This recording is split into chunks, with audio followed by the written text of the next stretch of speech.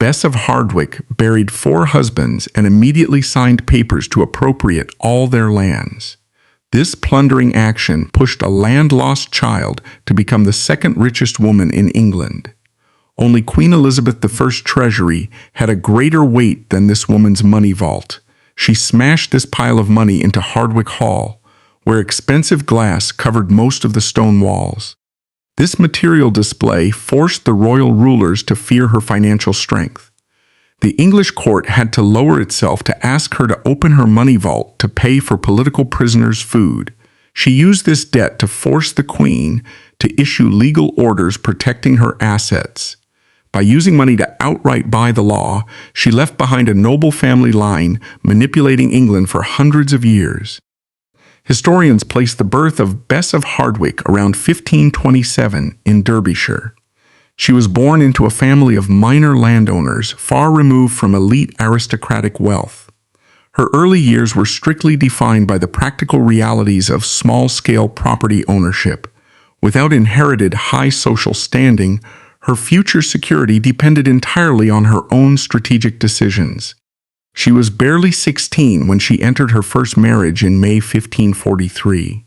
Marrying at such a young age forced her to navigate a strict and complex legal system early on. These historical laws heavily dictated women's rights regarding property, inheritance, and widowhood. Mastering these rigid frameworks became crucial for her immediate survival. It ultimately equipped her with the knowledge to manage and protect vast estates later in life. The Hardwick family had lived as local landowners in Derbyshire for several centuries. They owned several hundred acres around Old Hucknall, placing them above peasants but below major politicians. This land provided a respectable and comfortable life within their local community. However, their long-term financial stability remained inherently fragile. It relied completely on the continuous succession of a surviving male heir. In 1528, when she was about 1 year old, her father, John Hardwick, died in his late 30s. He left a widow, Elizabeth Leake, and 5 young children. The only son, James Hardwick, was still a minor. Because the heir was underage, the crown intervened through the system of royal wardship. Royal wardship was not simply a protective arrangement for children who had lost their fathers. It gave the crown control over an estate until the male heir reached adulthood. During that period, the crown could collect rents, use agricultural income, exploit mineral resources, and sell management rights to other people. In theory, the estate was being preserved for the heir. In practice, the system often allowed outsiders to extract as much value as possible before control returned to the family. For the Hardwicks, the consequences were severe. Their land still existed, but Bess's mother could no longer manage it freely for the benefit of her children. Income that should have supported the household was redirected. The family that had once lived with modest security was pushed into a much weaker position. Bess grew up in a home where legal ownership did not necessarily mean practical control. Her mother remarried Ralph Lesh of Chatsworth. For a widow with several children, remarriage was one of the few available ways to restore financial stability. A husband could provide protection, income, and access to legal authority that a woman could not easily exercise on her own. Yet, this second marriage did not create lasting security.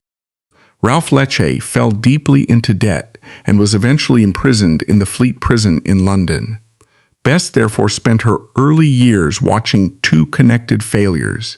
First, her father's death allowed the crown to take control of the Hardwick estate. Then her stepfather's debt showed that marriage alone could not protect a household from financial collapse. These experiences gave her an unusually practical education. Property could be taken, income could disappear, a widow could be ignored. A family without legal preparation could lose the benefit of land it technically owned. Approaching her future with ruthless legal calculation, Bess entered her first marriage in May 1543 when she was 15. Her husband, Robert Barley, was even younger, probably 13 or 14, and was chronically ill. The marriage was arranged between neighboring Derbyshire families. It was intended to strengthen local land interests and reduce the risk that the Barley property would fall into royal wardship if Robert's father died before Robert reached adulthood. The arrangement shows that the marriage was designed around inheritance rather than companionship. Neither Bess nor Robert was old enough to control the estate they were expected to preserve.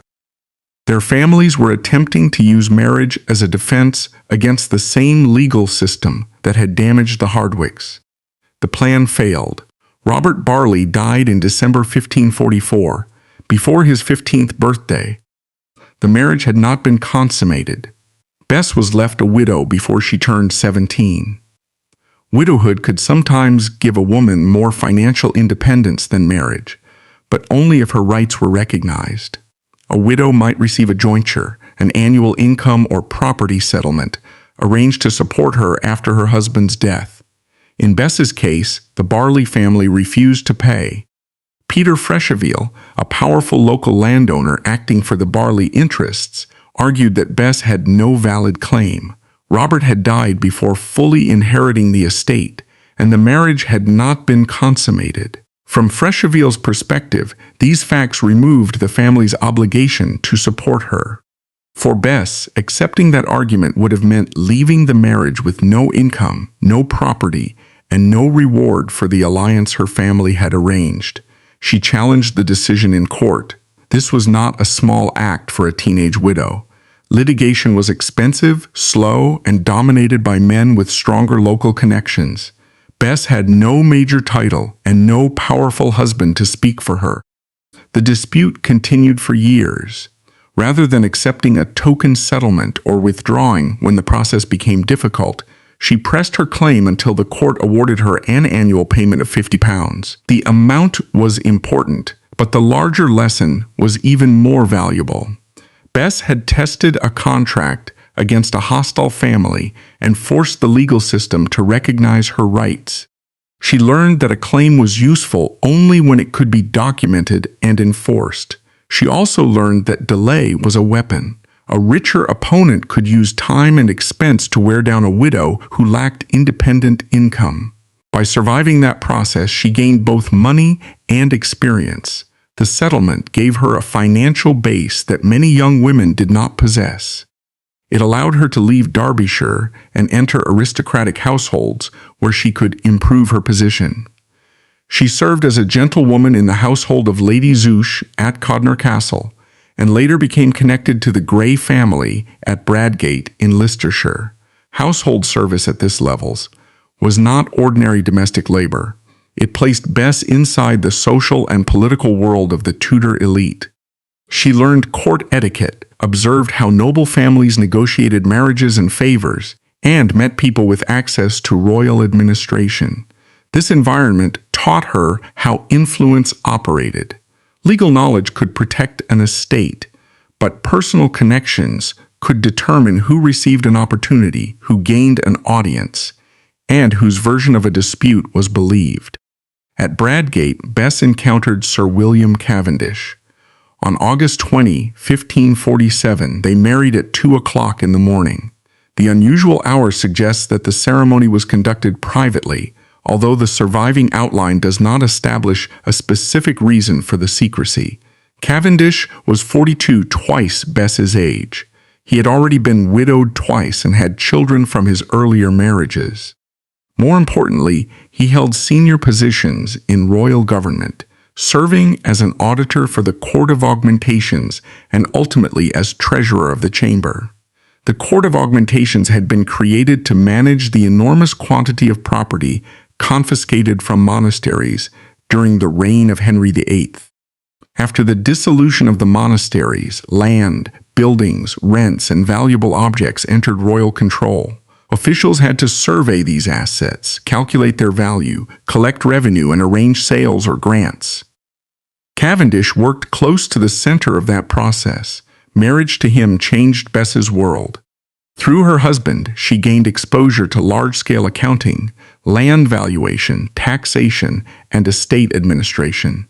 The sums involved were far beyond the income of the minor Derbyshire gentry among whom she had been raised. Cavendish's work showed her how the government converted land into revenue and how informed buyers could benefit when property changed hands. Yet Cavendish's wealth was not organized efficiently. His estates were scattered across southern England, including holdings in Suffolk. A dispersed property portfolio created practical problems. Each estate required managers, accounts, maintenance, rent collection, and regular supervision. Distance made it easier for stewards to hide waste or corruption.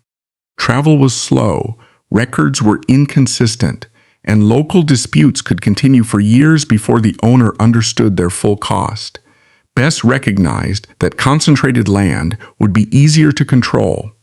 She persuaded Cavendish to sell his scattered southern properties and move the family's resources into Derbyshire. This was not simply a return to her childhood region. Derbyshire was an area she understood. She knew its landholding families, its agricultural conditions, and the importance of its mineral resources. Concentration also allowed the family to reduce management costs and increase its influence within one county. The policy represented a clear shift in the Cavendish family's strategy.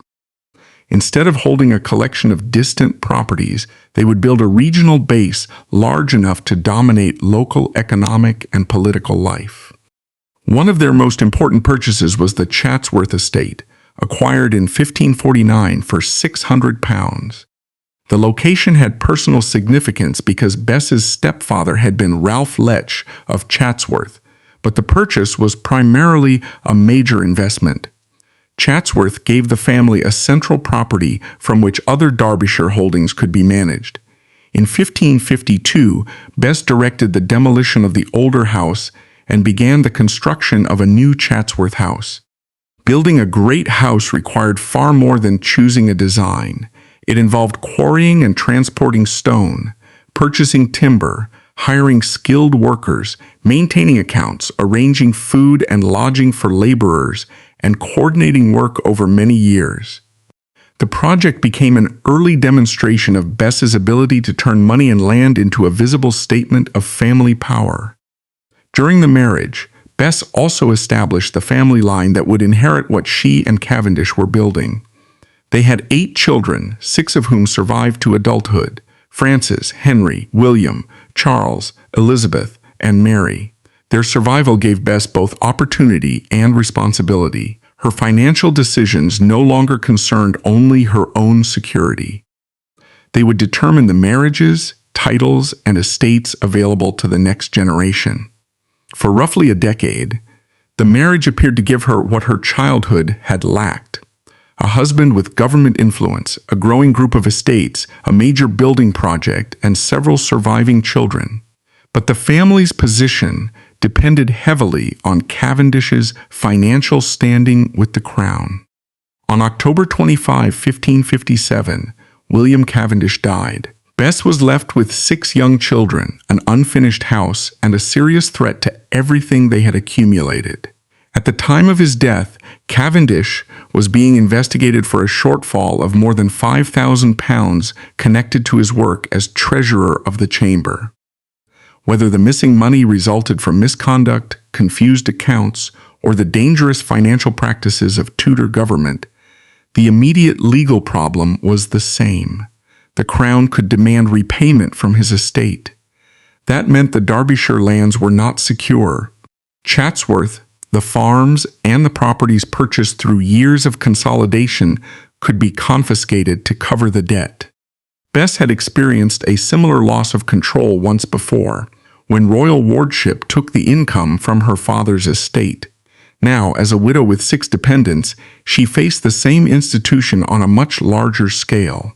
The difference was that she was no longer a child watching others make decisions. She understood the accounts, knew the productive value of the land, and had already learned that a widow's survival depended on acting before stronger parties determined the outcome for her. Bess responded to William Cavendish's death by dealing directly with the crown. She did not deny the debt or attempt to hide the family's assets. Instead, she presented officials serving Queen Mary I with a structured repayment plan. Her proposal was based on the productive capacity of the Derbyshire estates. Income from agriculture, rents, and lead mining would be assigned in controlled portions toward the outstanding sum. This approach gave the government a realistic path to recover its money without immediately confiscating the properties that generated it. Bess's knowledge of the accounts was essential. She had spent years involved in the management of the Cavendish estates and understood which lands produced reliable income, which expenses could be reduced, and how long repayment would take. She was able to show that seizure would damage both sides. If the Crown broke up the estate and sold its parts quickly, it might recover less than it would through regular payments from a functioning property network. The officials accepted her plan. Chatsworth remained in her hands, construction continued, and the family avoided immediate ruin. This was one of the most important financial victories of Bess's life. She had inherited a debt that could have destroyed the entire Cavendish project.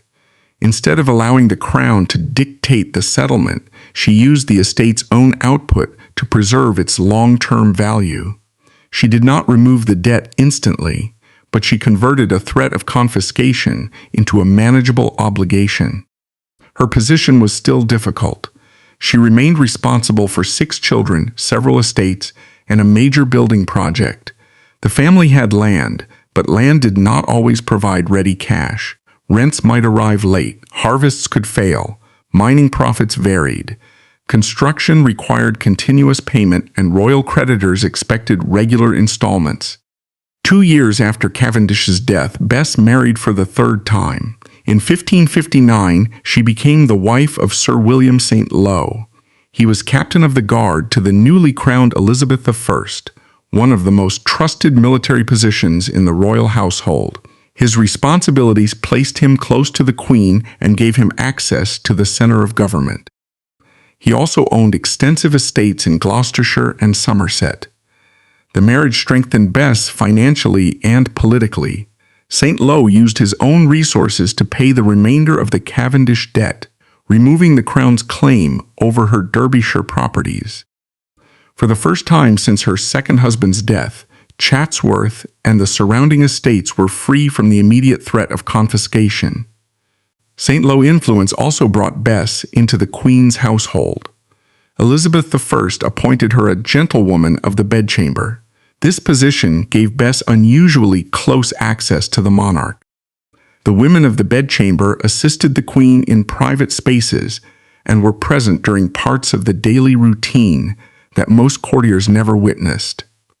They handled clothing, attended personal ceremonies, carried messages, and sometimes became informal channels through which information reached the Queen.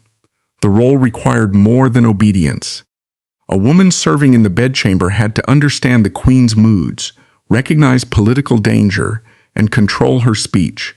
Private access created influence, but it also created risk. Anything heard in the Queen's rooms could become politically sensitive. Any conversation with a claimant to the throne, foreign ambassador, or ambitious courtier could later be treated as evidence of conspiracy. Bess observed Elizabeth I at close range. She saw how carefully the Queen managed loyalty and how strongly she reacted to threats involving the succession. Elizabeth had inherited a kingdom divided by religion and troubled by questions about the legitimacy of female rule. She was unmarried, had no child, and refused to name a clear successor. Any relative with royal blood could become the focus of a political faction. Bess soon became involved in one of these succession crises. In 1561, Catherine Grey privately revealed that she had secretly married Edward Seymour, Earl of Hertford, and was pregnant. Catherine was the younger sister of Lady Jane Grey, who had briefly been proclaimed Queen after the death of Edward VI and was later executed by Mary I. The Grey sisters had a claim to the English throne through their descent from Henry VII. Under the terms of Henry VIII's succession arrangements, Catherine could be treated as a potential heir after Elizabeth. Her marriage was therefore not merely a personal decision. A child born from the union might create a new royal line and become a rival to the Queen. Elizabeth I required people of royal blood to obtain permission before marrying. Catherine and Edward had not done so. When Catherine confessed to Bess, she was asking for help at a dangerous moment. Her pregnancy could not remain hidden for long, and Edward Seymour was away. She needed someone close to the Queen who might intervene or carry a message. Although Bess refused to become involved, her silence offered no protection when the secret inevitably surfaced. When the story became public, Elizabeth reacted with anger. Catherine and Edward were imprisoned in the Tower of London, and officials investigated everyone who might have known about the marriage. Because Catherine had spoken to Bess, Bess was arrested and sent to the Tower for questioning. Her position in the bedchamber did not save her. Close service to the Queen increased the seriousness of the suspicion. If Bess had knowingly concealed the marriage of a possible heir, she could be accused of disloyalty or participation in a succession plot. During interrogation, she gave a precise account of Catherine's confession and her own refusal to help. She was able to show that she had not arranged the marriage, supported the couple, or hidden the pregnancy. Her testimony was accepted, and she was released. The episode demonstrated the limits of court influence. Access to the Queen could improve a family's position, but it could also place a servant directly inside disputes involving treason and succession. Bess emerged without permanent damage, but the experience confirmed that personal sympathy was dangerous when royal blood was involved. She returned to Sir William St. Lo, whose health was declining. He died in 1564 or 1565. While later rumors suggested foul play by St. Lo's brother, no definitive evidence ever emerged. What remains clear is the will. William left the bulk of his estate to Bess. The decision led to hostility, but legally it placed Bess in control of extensive property and income. Inheriting St. Lo's vast estates transformed Bess into one of the wealthiest and most fiercely independent widows in England. Her position was based on three separate foundations: the annual income won after her first marriage, the Derbyshire estate built with William Cavendish, and the property inherited from William St. Lo. Her financial independence now allowed her to think beyond survival. She continued developing Chatsworth as both a family residence and a political instrument. Great houses in Tudor England were not built only for comfort. They displayed wealth, rank, loyalty, and the ability to host the monarch. Elizabeth I regularly traveled through the country during royal progresses. She and a large court stayed at the homes of leading nobles. The host was expected to provide food, lodging, entertainment, horses, security, and gifts for hundreds of people. A royal visit could consume a large part of an estate's annual income. These visits allowed the Queen to maintain contact with local elites, but they also prevented powerful subjects from accumulating too much unused wealth. Hosting the court was an honor that carried a heavy financial cost. Bess prepared Chatsworth for a possible visit from Elizabeth. She devoted the upper floor to a sequence of staterooms, including a presence chamber, a privy chamber, and a royal bedchamber. These rooms were designed according to the hierarchy of access surrounding the Queen. Most visitors might enter the outer chamber, while only the most trusted would be admitted deeper into the private apartments. The decoration emphasized royal loyalty. Tudor roses appeared in plasterwork. Expensive tapestries covered the walls. Imported glass was used in the windows. The materials communicated that the owner possessed enough wealth to receive the monarch properly. Elizabeth never visited Chatsworth. Even so, the rooms served a political purpose. They showed visitors that the Cavendish household was ready to serve the Queen. The unused royal apartments were a permanent declaration that Bess's wealth was aligned with the crown rather than directed against it. After the death of St. Lo, Bess began considering a fourth marriage. She no longer needed a husband simply to obtain financial protection. She already controlled substantial property, Any new marriage had to increase her rank without allowing her assets to disappear into her husband's estate. In 1567, she chose George Talbot, the 6th Earl of Shrewsbury. Shrewsbury belonged to one of the oldest and most powerful aristocratic families in England. His title placed him near the top of the nobility. He owned large estates across Yorkshire, Nottinghamshire, and Derbyshire, and exercised considerable authority in northern England. The region was politically important. Much of the north remained strongly Catholic, while Elizabeth's government was Protestant. Distance from London made royal control more difficult, and old noble families retained influence over local tenants, servants, and armed followers. Marriage to Shrewsbury would make Bess a countess and connect the Cavendish family to one of England's leading houses. But Tudor marriage law created a major danger. Under coverture, a married woman's legal and financial identity was largely absorbed into that of her husband. Property that Bess controlled as a widow could fall under Shrewsbury's authority after marriage. Without protection, decades of estate building might be placed in the hands of a man whose existing family had its own heirs and financial interests. Bess refused to enter the marriage without detailed contracts. Before the wedding, lawyers prepared trusts and settlements that separated the Cavendish estates from the Talbot property. These agreements protected her control over her existing lands and specified the income she would receive if Shrewsbury died first. The documents were more than an ordinary marriage settlement. They were designed to prevent the automatic operation of coverture from destroying Bess's independence.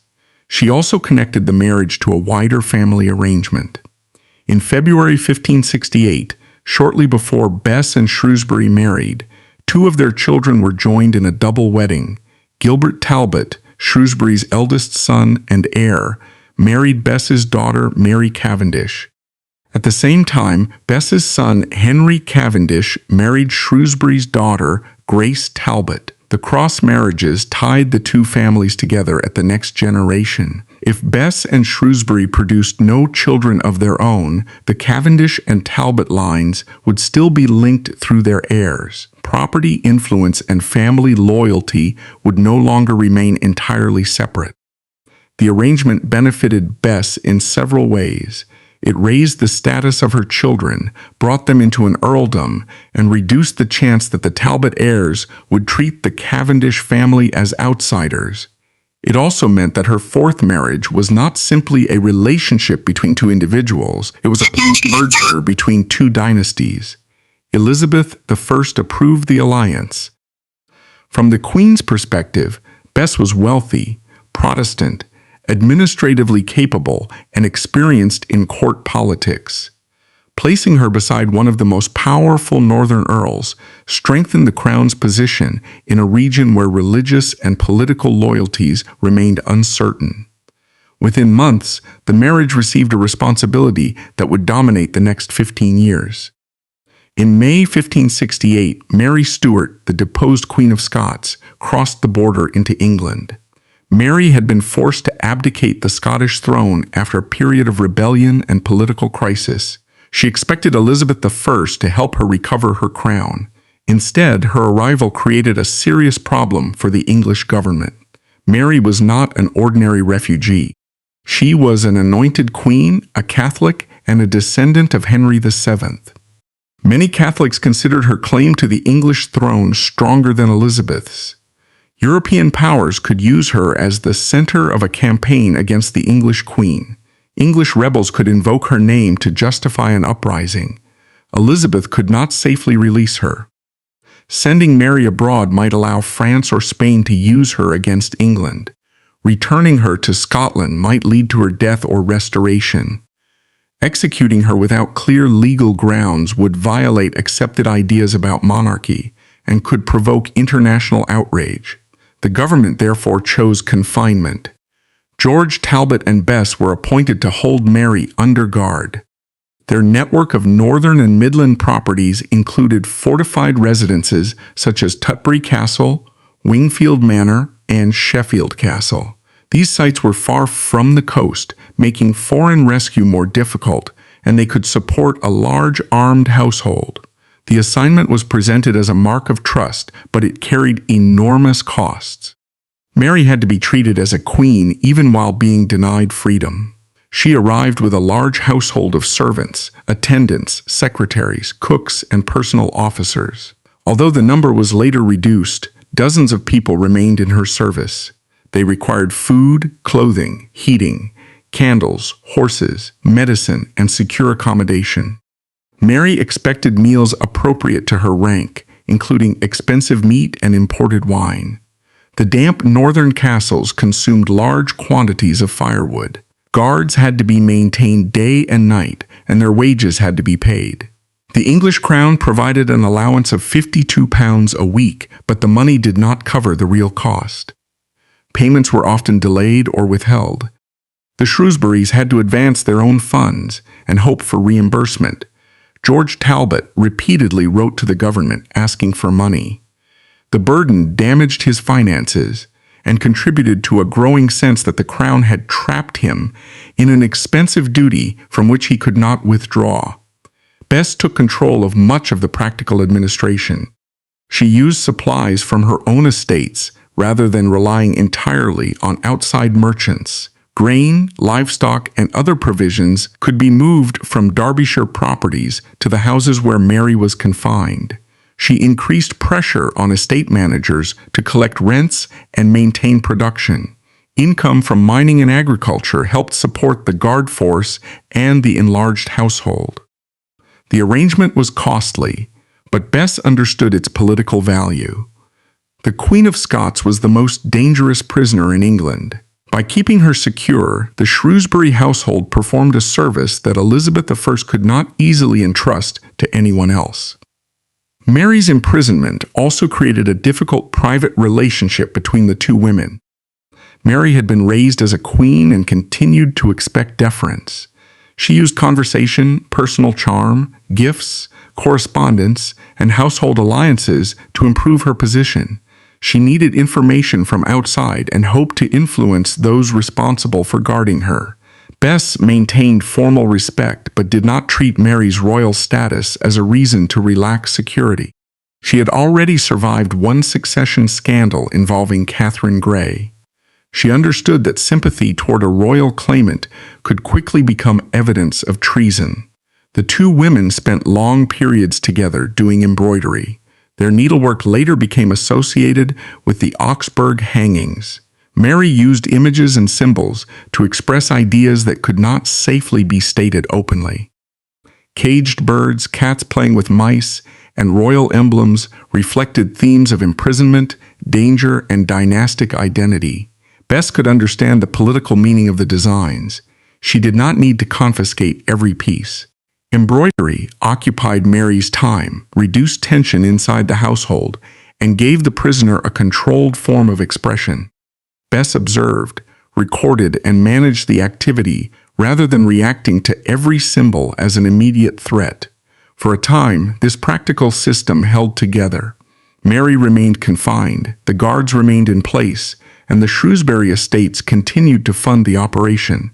But the financial pressure did not disappear. The Earl's health began to fail, resentment grew inside the marriage, and Mary Stuart learned that the easiest way to weaken her jailers was not to escape from their houses, but to turn them against each other. Mary Stuart understood that captivity depended not only on locked doors and armed guards, but also on the stability of the household surrounding her. If the Earl and Countess of Shrewsbury remained united, disciplined, and financially capable, her confinement would be difficult to challenge. If their marriage weakened, every disagreement between them could create opportunities. The pressure had already been building for years. George Talbot suffered from severe gout and declining health. He was responsible for Mary's security, yet he had limited control over the terms of the assignment. The crown determined where Mary could live, how many servants she could retain, and how closely she must be watched. At the same time, the government regularly failed to reimburse the full cost. Talbot sent repeated letters to London asking for money and relief. His complaints were not unreasonable. The expense of maintaining a royal prisoner and a permanent guard force consumed income that would otherwise have supported his estates, household, and heirs. Yet each request also reminded him that his family's financial position depended on the decisions of officials who were far away and often unresponsive. Bess reacted differently. She concentrated on keeping the system functioning. Supplies were redirected from her estates, accounts were tightened, and managers were expected to produce more reliable income. This practical response helped prevent a financial breakdown, but it also increased tension inside the marriage. Talbot began to suspect that Bess was using the confusion surrounding Mary's imprisonment to strengthen the Cavendish side of the family.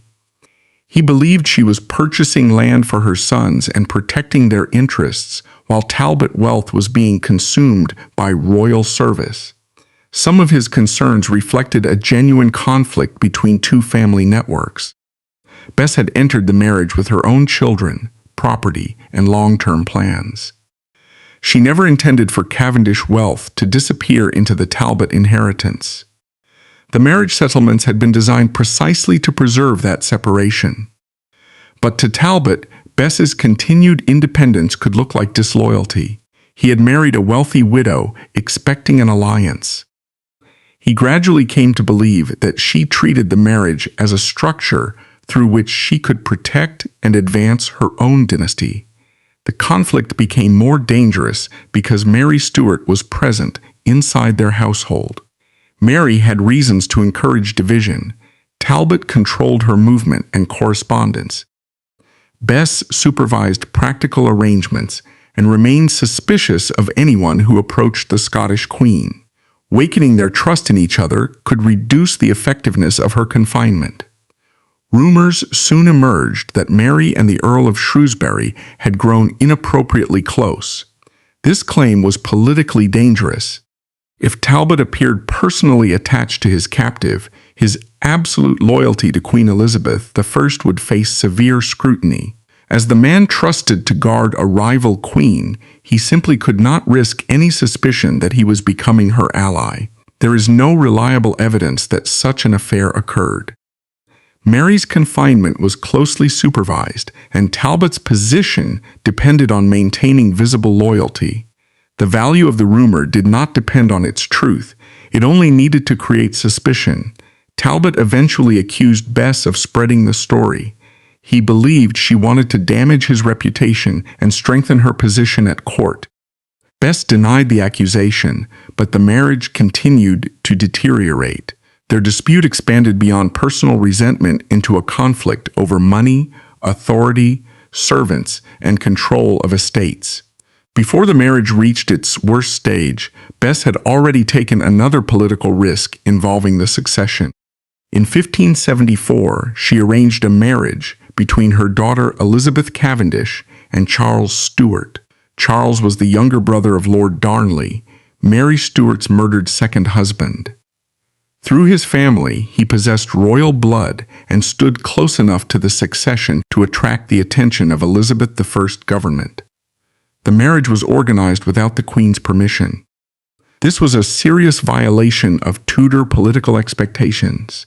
Members of families with claims to the throne could not marry freely because each union might produce a new claimant. Elizabeth I had already reacted harshly to Catherine Grey's secret marriage. Bess knew the danger better than most people. Nevertheless, she proceeded. The arrangement gave her daughter a husband with royal connections and created the possibility that Bess's descendants might enter the line of succession. It was the most ambitious marriage she had arranged. Her earlier alliances had connected the Cavendishes to wealthy landowners and the Talbot earldom. This marriage connected them directly to the Stuart royal family. When Elizabeth I learned what had happened, she was furious. Charles Stuart's mother, Margaret Douglas, Countess of Lennox, was imprisoned in the Tower of London. Bess was summoned to court to explain her role. Rather than appear immediately, Bess claimed that she was too ill to travel. She remained at Sheffield Castle while officials investigated. Her illness may have been real, exaggerated, or used as a delaying tactic. Whatever the case, avoiding London gave the immediate anger time to weaken. The marriage could not be undone. Elizabeth Cavendish and Charles Stuart had a daughter, Arbella Stuart, born in 1575. Arbella's birth transformed Bess's family position. The child descended from Henry VII through the Stuart line and therefore possessed a plausible hereditary claim to the English and Scottish thrones. Elizabeth I remained unmarried and childless. Mary Stuart was imprisoned. The succession had not been formally settled. Bess took responsibility for Arbella's upbringing after the early deaths of the child's parents. Charles Stuart died in 1576, and Elizabeth Cavendish died in 1582. Arbella was therefore raised largely within Bess's household. Bess provided her with an education suited to a woman of exceptional rank. Arbella studied languages, music, religion, and courtly behavior. Her training went beyond what was required for the ordinary daughter of an aristocratic family. Bess wanted her prepared for the possibility that she might one day occupy a much more important position. At the same time, Bess could not openly declare that she intended to place Arbella on the throne. Elizabeth I treated all succession planning with suspicion. A noble household that gathered support around a potential heir could be accused of creating a political faction. Bess therefore had to present Arbella as a loyal royal relative while quietly preserving her future value. The girl's education, household, servants, and marriage prospects all required careful management. While Bess was investing in Arbella's future, her own marriage to Shrewsbury was moving toward open conflict. By the early 1580s, Talbot decided to weaponize the exact legal authority Tudor law granted him as a husband. Rather than negotiating, he enforced his marital rights to seize direct control over the income and property his wife had spent decades accumulating. The trusts and settlements Bess had negotiated were intended to limit that power, but enforcing them required the Crown and courts to recognize their terms. Talbot froze income from Cavendish properties. He dismissed estate officers who had served Bess and replaced them with men loyal to him. He interfered directly in the management of estates that Bess considered separate from the Talbot inheritance. The conflict soon became physical. Talbot sent armed men to occupy Chatsworth House. Bess was forced out of the residence she had purchased with William Cavendish and developed for decades. This was not simply a domestic dispute. Chatsworth was the administrative center of the Cavendish estate and the most visible symbol of Bess's work. Losing the house meant losing control over records, servants, revenue collection, and family authority. Bess responded by going to London. She appealed directly to the Privy Council and presented the contracts drafted before her marriage. These documents showed that the separation of Cavendish and Talbot property had been agreed in advance. More importantly, the settlements had received royal approval. Her argument was straightforward. She was not asking the government to create a new right after the marriage had failed. She was asking it to enforce agreements that the Crown had already accepted. The case created a difficult problem, for Elizabeth I's English marriage law strongly favored the husband. If the Queen intervened too openly on behalf of Bess, she risked challenging the legal foundation of male authority within aristocratic households. But the Crown also had practical reasons to support her. For approximately 15 years, Bess and Shrewsbury had carried the financial and political burden of guarding Mary Stuart. Bess had repeatedly supplied money, food, and estate resources when government payments were insufficient. She had also remained consistently loyal to Elizabeth despite living in close contact with a rival queen. The government owed her more than personal gratitude. It depended on the principle that subjects who performed difficult royal service would not be abandoned when their interests were attacked. Elizabeth established a special commission to examine the dispute. This removed the matter from ordinary local control, where Talbot's rank and influence might have given him an advantage. The resulting settlement favored Bess. Shrewsbury was required to sign a formal deed of separation. He had to restore Chatsworth to her control and provide a substantial annual maintenance payment, initially set at £500. The ruling did not eliminate all conflict immediately. Talbot remained hostile, and disputes over money continued. But Bess regained practical authority over her estates and no longer had to live under the same roof as her husband. The decision was unusual because it allowed a married woman to defend property against a powerful husband by relying on contracts and direct royal intervention. It did not abolish coverture or create general equality for women. Most wives could not appeal to the Queen, present complex settlements, or point to years of indispensable service to the Crown. Bess succeeded because her situation was exceptional. She possessed wealth, documentation, influential allies, and access to the highest level of government. The case showed that Tudor law could be overridden, but only when political power supported the person requesting protection. By this point, the custody of Mary Stuart had also changed.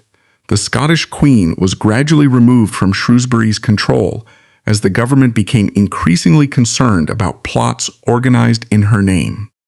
After years of financial strain and suspicion, the responsibility that had dominated the marriage finally came to an end. Mary was later convicted of involvement in the Babington plot and executed in 1587.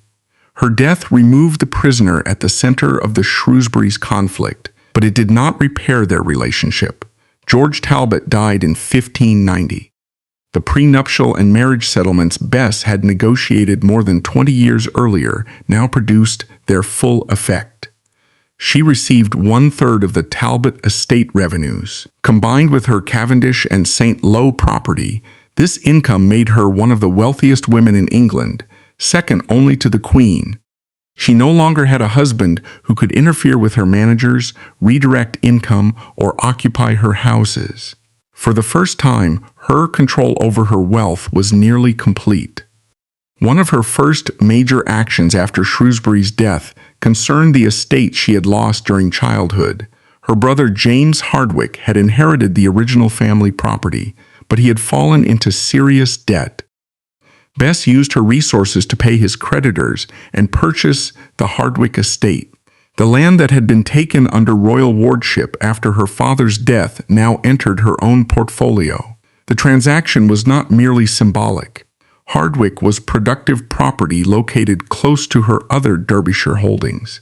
Acquiring it further concentrated the family estate, yet its personal importance was clear. Bess now legally owned the place where she had been born and from which her family had once been displaced. She decided to build there. Beside the older family manor, Bess commissioned the architect Robert Smithson to construct Hardwick New Hall. Work began during the 1590s when Bess was already in her 60s. The new house differed from fortified medieval residences. It had no moat, defensive gatehouse, or thick outer wall designed to resist attack. Its security came from money, legal authority, and political position rather than military architecture. The building rose on elevated ground and could be seen across the surrounding countryside. Its plan emphasized symmetry and order. Large windows filled the exterior, using glass on a scale that few private houses could afford. Glass was among the most expensive construction materials of the period. Each pane required specialized production and careful installation. Large windows also allowed heat to escape, increasing the cost of maintaining the house. Covering the building with glass was therefore an obvious display of wealth. The amount used at Hardwick produced the local saying that the house had more glass than wall. At night, candlelight from the interior would have made the windows visible from a considerable distance. During the day, the facade communicated openness rather than defense. Bess did not need to hide behind stone walls. Her household was presenting itself as secure within the political order. The most direct statement of ownership appeared above the roofline. Bess ordered the initials E to be carved into the stonework of the towers.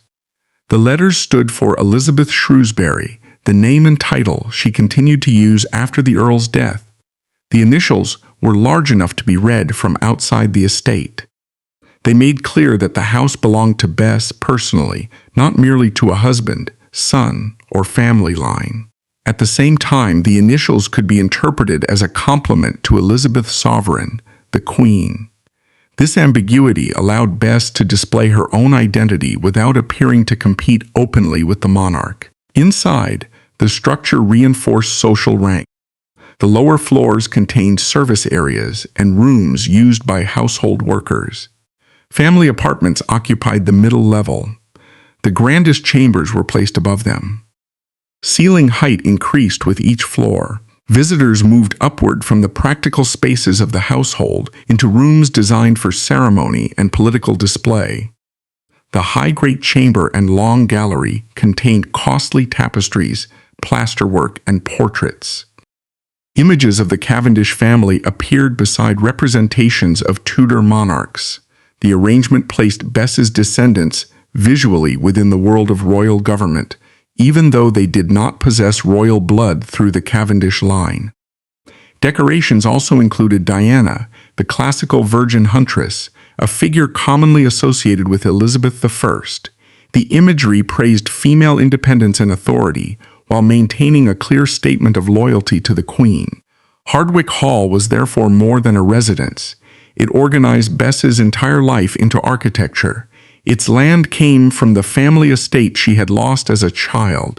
Its money came from decades of marriages, lawsuits, estate management, and royal service. Its rooms displayed the family network she had created. Yet the future of that network did not depend only on buildings and land. It also depended on Arbella Stuart. As Elizabeth I aged without naming an heir, Arbella's royal ancestry became increasingly important. Bess had spent years preparing her granddaughter for a possible role in the succession, but Arbella was no longer a child who could be directed through tutors and household rules. She had developed plans of her own, especially concerning marriage. For Bess, that created a problem more dangerous than any lawsuit over property. A badly managed estate could be recovered. An unauthorized marriage involving a claimant to the throne could be treated as treason and place the entire Cavendish family at risk. Bess had spent much of Arbella Stuart's childhood preparing her for a future that might never come. The girl received the education of a possible queen, lived in a household designed to display rank, and grew up knowing that her ancestry placed her close to the English succession. This preparation created a problem that Bess could not fully control. Arbella understood that her value came from royal blood, but she had no independent estate or formal political office. Her future depended on marriage, inheritance, and the decisions of other people. As she grew older, she became increasingly frustrated with the restrictions imposed on her. Marriage was especially dangerous. For an ordinary aristocratic woman, a marriage could strengthen a family alliance. For Arbella, it could change the balance of the succession. A husband with royal blood, foreign support, or political ambition might turn her into the center of a faction. Elizabeth I had spent her reign preventing exactly this kind of alliance. Arbella began exploring marriage possibilities without proper authorization. She considered men who had their own connections to the royal succession and attempted to communicate with possible candidates outside the control of Bess's household. These actions alarmed Bess. She had once taken a similar risk by arranging the marriage of Arbella's parents without the Queen's permission. That decision had created Arbella's claim and had brought Bess close to royal punishment. She now understood more clearly how quickly a family marriage could be interpreted as a political conspiracy. By the final years of Elizabeth I's reign, the government had become highly sensitive to any activity involving potential heirs. The Queen was aging, still unmarried, and unwilling to name a successor. Every claimant was watched. Secret correspondence, unauthorized marriage negotiations, and private meetings could be treated as evidence of treason. Bess faced a conflict between family ambition and family survival. For years, she had invested in Arbella as a possible future monarch. If the succession opened in the right way, Arbella might have elevated the Cavendish family beyond anything Bess had achieved through land or marriage. But that same possibility now threatened the entire estate. If Arbella entered an unauthorized marriage, the crown could accuse her household of supporting a rival succession plan. Bess's sons could be questioned. The Cavendish lands could be confiscated. Hardwick Hall and Chatsworth could be treated as resources supporting a claimant against the Queen. Bess decided that protecting the dynasty was more important than preserving Arbella's political prospects. She began documenting her granddaughter's behavior and sending reports to officials in London. She informed the Queen's ministers of suspicious correspondence and marriage plans. By doing so, she made clear that she was not participating in Arbella's actions. This was a calculated decision. Silence might have been interpreted as cooperation. Reporting Arbella allowed Bess to separate the Cavendish family from any accusation of conspiracy. She also placed her granddaughter under strict supervision at Hardwick Hall. Arbella's movement was limited, her contacts were monitored, and her attempts to communicate outside the household were restricted. The arrangement resembled imprisonment, although it took place within one of the most comfortable houses in England. Arbella had fine rooms, servants, education, and material security, but she lacked control over her own future. The conflict between the two women became increasingly bitter. Arbella believed that Bess was preventing her from using the status she had been trained to occupy. Bess believed that Arbella's impulsive conduct could destroy everything the family had built. Bess eventually reduced Arbella's expected inheritance. She also petitioned the Queen to remove her from Hardwick Hall. These actions ended the possibility that Arbella would serve as the central figure in Bess's dynastic strategy. It was a severe choice, but it followed the pattern of Bess's life. When forced to choose between an ambitious possibility and the protection of existing property, she chose the assets she could defend. Arbella's later life showed that Bess's fears were not unfounded. After Elizabeth I died in 1603, James VI of Scotland became James I of England. Arbella remained a potential claimant, but the peaceful transfer of the throne reduced her immediate political importance. She later secretly married William Seymour, another person with royal ancestry. The marriage was made without the approval of James I. Both were arrested. Seymour escaped, while Arbella attempted to flee England. She was captured and imprisoned in the Tower of London. Her physical and mental condition deteriorated. She refused food for periods of time and died in 1615 after years of confinement. Bess did not live to see this final stage of Arbella's life, but the outcome confirmed the danger she had identified. A secret marriage involving two people with claims to the throne was enough to provoke imprisonment even after the Tudor succession crisis had ended.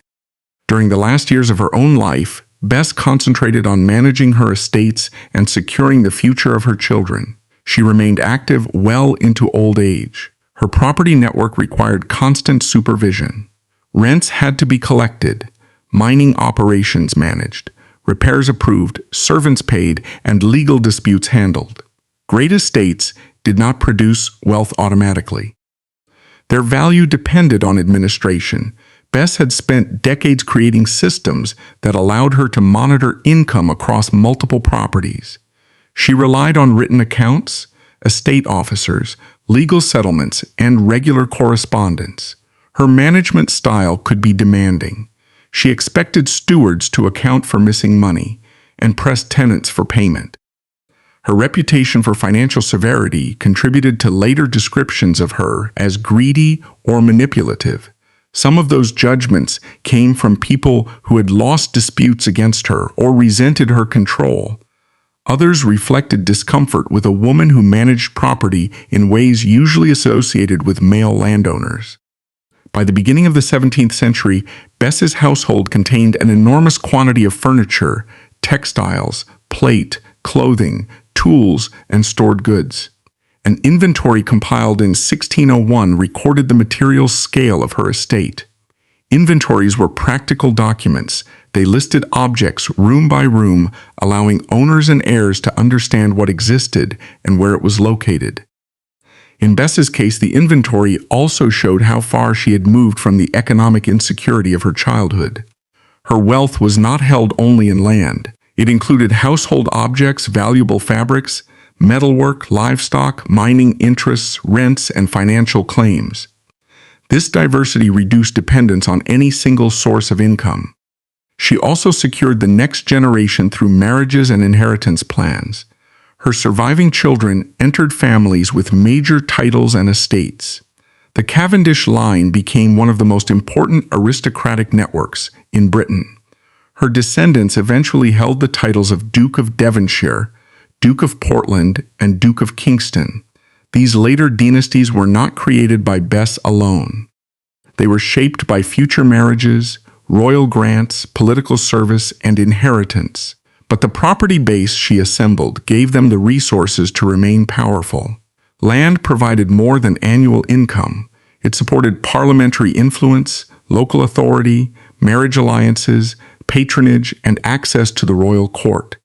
By concentrating property in the hands of her descendants, Bess gave them advantages that could be used for generations. She also preserved the original Hardwick estate. The property that had once passed out of her family's control after her father's death became one of the most visible symbols of her success. Bess of Hardwick died on February 13, 1608, leaving behind a carefully curated legacy in both stone and paper.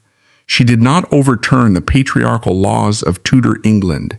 Instead, she mastered them. By treating property as protection and marriage as a long-term political project, she ensured her descendants would never face the vulnerability of her childhood. The country girl from Derbyshire had built an aristocratic system that still endures today.